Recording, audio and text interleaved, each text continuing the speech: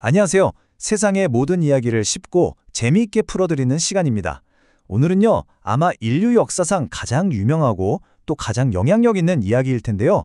바로 마태복음은 과연 어떻게 시작되는지 그 흥미진진한 첫 페이지를 함께 넘겨보겠습니다.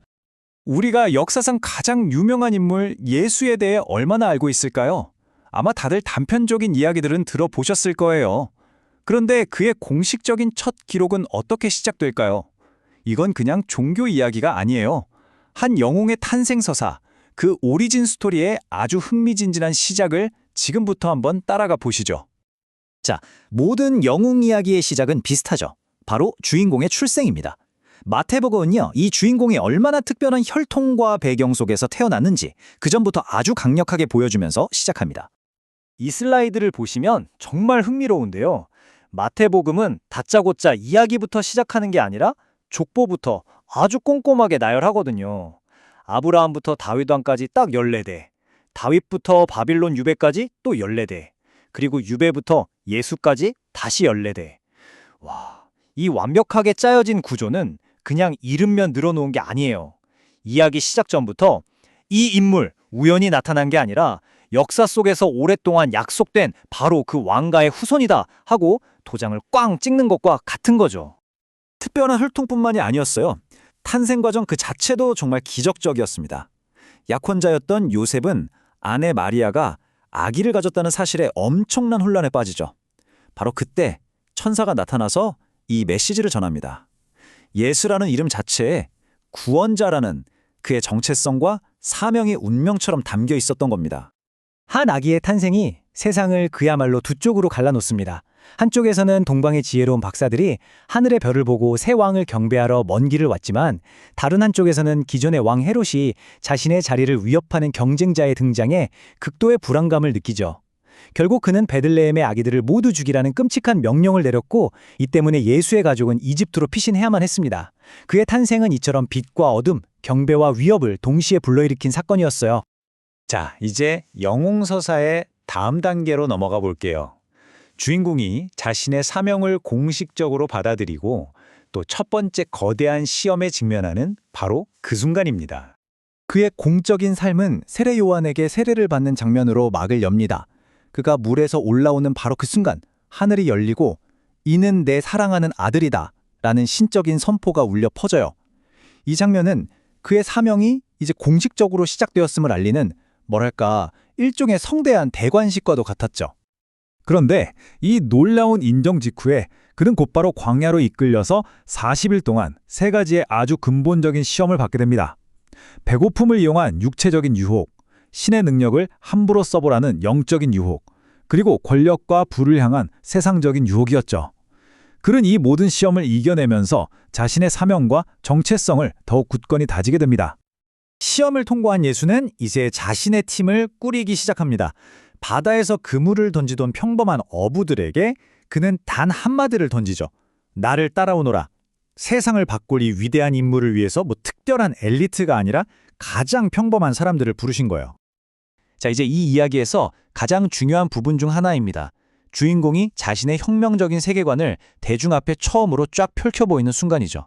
그의 모든 메시지의 핵심이 담긴 위대한 가르침, 바로 산상수훈입니다. 그의 가르침은 복 있는 사람에 대한 이야기로 시작됩니다. 그런데 좀 이상해요. 그가 말하는 복은 세상이 말하는 부와 성공과는 거리가 멀거든요. 오히려 마음이 가난하고 슬퍼하고 온유한 자들이 복이 있다고 선언하죠. 이건 당시에 사람들이 가지고 있던 가치관을 완전히 뒤집는 정말 혁명적인 메시지였습니다. 이 슬라이드는 그의 가르침이 어떻게 기존의 법을 한 단계 뛰어넘었는지를 잘 보여줍니다. 그는 단순히 살인하지 말라는 옛 계명을 지키는 것에 그치지 않아요. 형제에게 화를 내는 것조차 살인과 같은 뿌리에서 나온 것이라고 말합니다. 즉, 겉으로 보이는 행동뿐만 아니라 마음속 동기까지 중요하다고 그 기준을 확 끌어올린 거죠.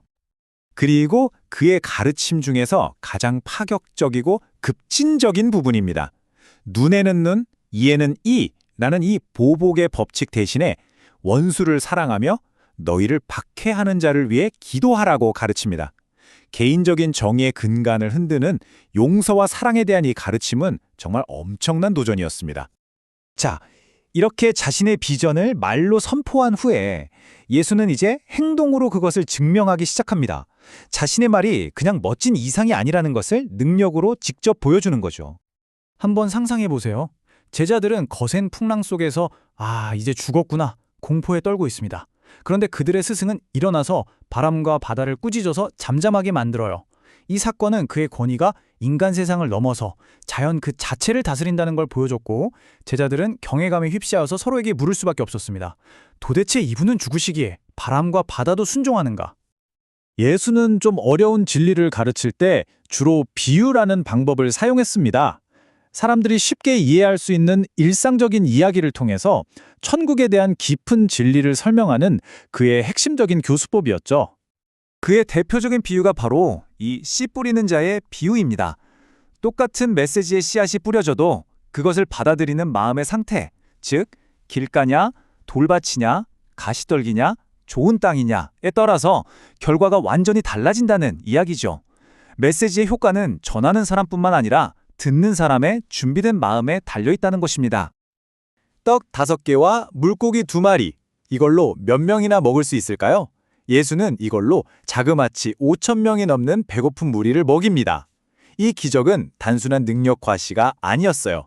사람들의 가장 기본적인 필요를 채워주는 그의 긍휼과 신적인 공급의 힘을 보여준 아주 강력한 사건이었죠.